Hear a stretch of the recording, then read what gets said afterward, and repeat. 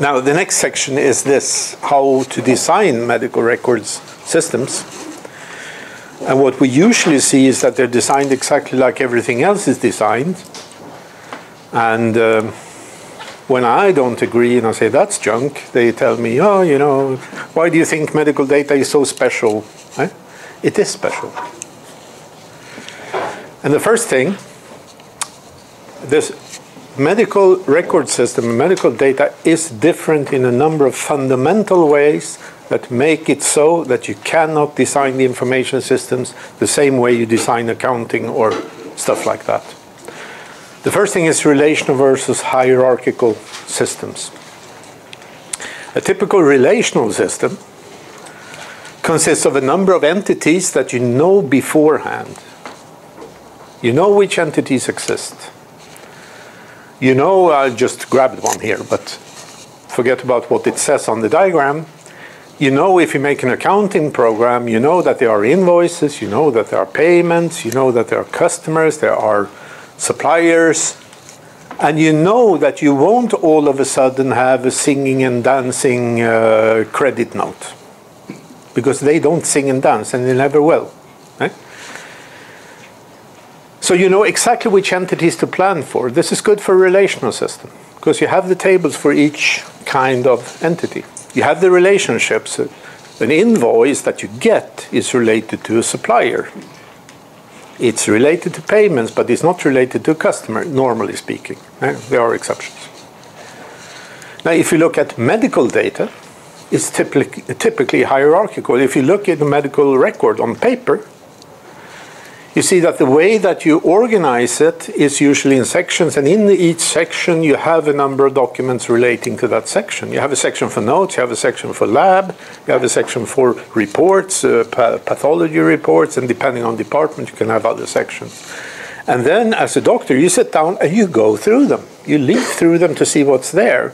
You don't go and put a question to it, show me the pathology report. And the thing says, I don't have one. Oh, okay, show me a lab report. I don't have one. You don't do that. You don't go through asking for specifics.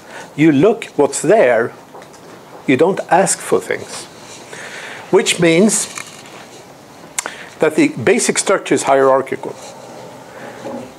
But you also, if you take the old 80-20 rule, because it's very good, you can say 80% and 20% about everything, and everybody believes you.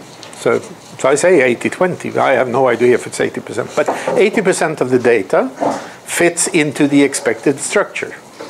20% of the data is 1,000 different other things that you've never seen before, you never counted on. For instance, radiology. And I'll take an example here, a color radiology. A color picture of your lungs. That actually does exist, or did exist. And color was, if you build a system that assumes you have black and white X-rays, you have a problem, because all of a sudden you have a color X-ray of the lungs. And they used color back in the 80s and 90s to enhance the dynamic range of the picture. So what would have been darkest areas were then red, for instance. I don't remember which color was which, and the light were blue, so you could cover more in one image. They don't do that anymore, because now they're digital. Right? And digital imagery automatically has a lot more range, and you can just move the mouse around to change the range while you're watching them. But every year there's new kinds of elements being discovered and introduced into electronic healthcare records, and you can't know them beforehand. Not only that, maybe another part of the world is using some particular element that your part of the world is not using, but then you get a record coming from that part of the world, and all of a sudden you have that element in your records, or should have if it worked. What happens in reality is that you scan it in and you stick it in a scanned database of something that nobody ever reads because you can't find anything in it, which is usually connected to the healthcare record. When I said we had 300 pages of text to read, I did not even include that, because those are another 500 pages in a moderately complicated patient of records dating back 10 or 20 years, or coming from other places. It's just being anything the secretaries didn't know what to do with, they scan in and say, the doctor will find it someday.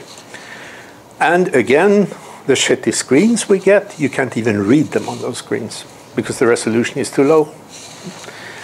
So you have to enlarge them like, you know, so you see one sentence like this and you sit and try to read it and scroll around, and you give up very, very quickly. So this is characteristic of the system, hierarchical. I only know one healthcare record system that is hierarchical, and that's the one they have in Stockholm here, the Take Care, if people know. And I know why, because I was the one at ProfDoc when they bought this system. This is 6 years ago. I was the one that was there to examine it technically to say, buy the system or don't buy it. And I said, buy it. Eh? And they bought it. Eh? So I had a little small part in that. But then I dug into why they did it this way.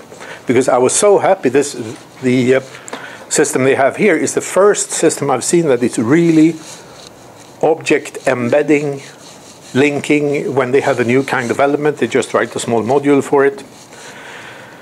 If a client sees a record and he sees something that he doesn't know what this, he goes out and downloads automatically the module to read that element. It's great. So I asked this guy who had written the program, you know, how come you had this insight? And he just looked at me stupidly like, what insight? Eh? So I said, well, the hierarchical thing, and I was going all wild. And he says, oh, that's APL, he said, because it's written in APL. I said, what do you mean? Yeah, well, we buy APL from this Dynamics thing in the UK, and APL comes with the hierarchical database. We had to use it. Turns out that this guy worked in a bank where they used APL. And when they started writing, they said, I'm going to use APL because I know APL and this database. Okay, it's hierarchical, but we'll make it. And this stupid accident is the reason for, I think, the best structure I've ever seen. Funnily, if you go and talk to them about it again, and you ask them today, how did you get this genius to do a hierarchy for medical records? They still look as stupidly at it. They still haven't got the idea. It's amazing. But anyway, it was an accident, a fortuitous accident. Everybody else tries to squeeze it into relational databases. And what they do then is they do what we call an object-relational impedance mismatch, because they discover that you can't squeeze this kind of stuff into a relational database. So what they do, they make this huge table with one column which says objects. And 80% of everything they do sits in there, in that table, which is totally pointless because you don't have indexes, you don't have anything. It's just one big fat table. And then they have to go and buy the worst computers they can get to handle this stupid big table. They could just as well, and probably much better, have written all the records to the file system as discrete files. But nobody would buy something like that, so it has to be a relational database, so that's how it looks. If you look in the major systems today, you will find this in 80% of the systems, probably 99, but anyway.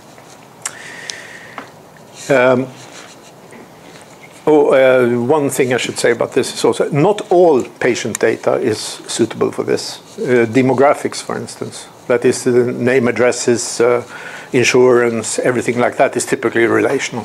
And what they do in Stockholm on this is that every night they export an extraction of that kind of data to a relational database, which I don't think is a good solution. I think the right solution would be parts of your records should be relational, parts should be hierarchical. And I don't see why that is so difficult to do, but nobody has done it as far as I know. Okay, another characteristic is weak and strong typing, you can call it, which is closely related to what I just said about the relational tables. And that is, again, when you have a piece of data in an electronic healthcare record, it's not as important to have a strong type to say this is the kind of data it is, because most of the interpretation of the data is to the user anyway. So you can actually make a very decent electronic healthcare record with more or less text, nothing else. While the relational database and the classical systems in accounting are very heavily based on that each type of data is strongly typed. I mean, if you have a number saying 500, it means nothing unless you know it's a payment for an invoice. And that is the data type. In medicine, most data is self-explanatory. It doesn't say, ouch. It says, his stomach hurts when I push it. Right? the whole meaning is included doesn't just say ouch.